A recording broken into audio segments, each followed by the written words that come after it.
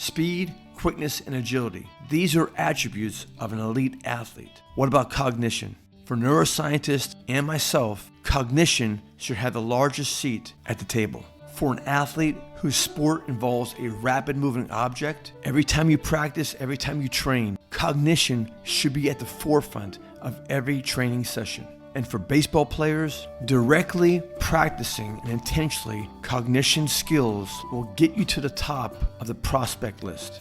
Michael McElvey, along with his editing crew, put together an outstanding exposition profiling cognition. I'm going to play part of the video and then interject some of my thoughts. By the end of this video, I hope I inspired you to pursue, to seek, to study, to do more things in your training sessions that's going to improve your cognition. Like many sports, baseball is a game of deception. With the help of these seams, the pitcher isn't just trying to get the ball over the plate. He's looking for movement. He's looking for change in speed. He's looking to fool you. Swings and misses. Part of being a good hitter is picking up on that deception. In stage one here, before the ball is released, there is already so much that has happened.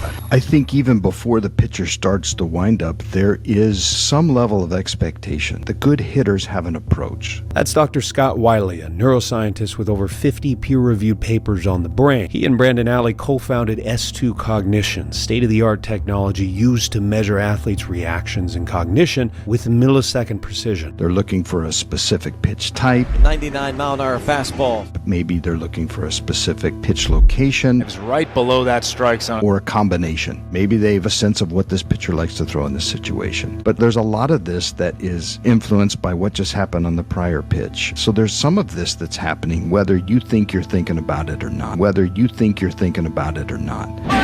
homer for Derek Jeter. As the windup begins, a good hitter is identifying cues. Again, there is a wealth of information available before this ball ever leaves the pitcher's hand. What we actually see in terms of high resolution, it's rather small. It's about the width of your thumb if you hold it out in front of us. This is referred to as our foveal vision. And if you're looking at the mound from the batter's box, that's about 4 baseballs in diameter. So where should a hitter deploy their precious foveal vision during the windup? Wow, that's a lot of information to unpack, but let's do one thing at a time. Let's start with his foveal vision and go backwards.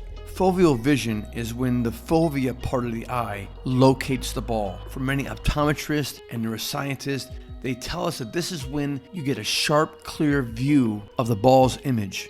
Let me just tell you from experience, it doesn't matter if you play youth baseball, high school baseball, college baseball, professional baseball. That foveal vision that you use needs to be treated as a glance, a glimpse. It's a flash. It's not long at all. Michael talked about the batter picking up visual cues before the ball is even thrown. And guess what? We have been teaching players for decades how to use the pitcher's common denominator that will help the hitter to interpret the image of the ball he's about to see. As a batter, the biggest visual cue you have is the pitcher's common denominator. Neuroscientist Dr. Scott Wiley kept using the phrase, the batter is looking for.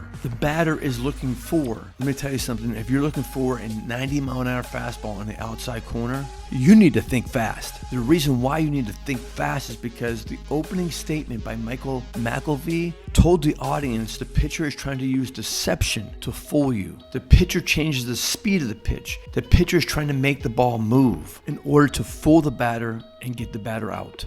Have you ever considered what body part tells you to swing at a pitch? Have you ever considered what body part tells you don't swing at that pitch? Does the knee tell you not to swing? Does the shoulder tell you not to swing? Does your back leg tell you not to swing? Of course not. Your brain does. The reason why I'm telling you this is because our hitting culture does a bad job in training hitters how to maximize their cognition skills. Okay, let's continue. After this next portion, I will give you an interpretation of saccadic suppression. I spoke with Dr. Rob Gray about this. He's a professor of human engineering at Arizona State and sports science consultant for the Chicago Cubs. There is a trade-off with eye movement. When we move our eyes, we are temporarily blind. This is called saccadic suppression. Being blind is not great if you want to hit the ball. Additionally, it takes time. about 30 to 40 milliseconds per saccade, depending on the distance. Thus, if a hitter is trying to scan as much of the pitcher as possible to pick up on as many cues as possible, the eyes might not get to the right spot in time to see the ball when it's released. The eyes might not get to the right spot in time to see the ball when it's released. The eyes might not get to the right spot in time to see the ball when it's released. This is the most common fatal mistake hitters make. Both Michael and Dr. Scott Wiley, in their interpretation of where the foveal vision begins. Remember, previously, Michael said, where does the hitter deploy his foveal vision? In other excerpts of this video, both Michael and Dr. Scott Wiley talk about seeing the pitch out of the pitcher's hand. They talk about an old school idea. If you see the fat part of the pitcher's wrist, it's a fastball. If you see a skinny part of the wrist, it's going to be a curveball. Most astute and well-researched baseball people know this isn't true. The batter will see the ball anywhere between 8, 9, 10 feet in front of the pitcher. And this is where the batter needs to deploy his foveal vision.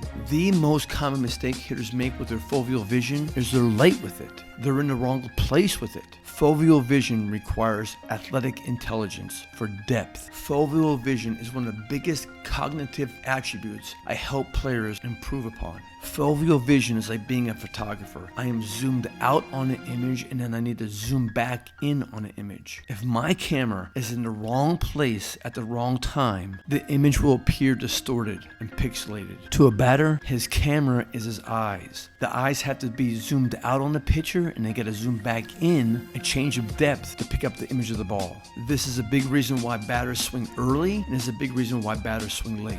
They don't time their camera. They don't time the eyes to be in the right place at the right time. Something that hinders foveal vision is pitching machines. With all pitching machines, with one exception, the batter needs to pick up the ball right before it comes out of the machine. The batter will eventually pick up the ball in its flight path using foveal vision. But when a batter is facing a real pitcher or someone throwing batting practice, the batter will directly practice foveal vision that's going to be in front of the pitcher. This is the only time you'll practice it directly. And going back to the pitcher's common denominator, the pitcher's common denominator is a visual signal. It's a visual indicator. Get ready to see the ball.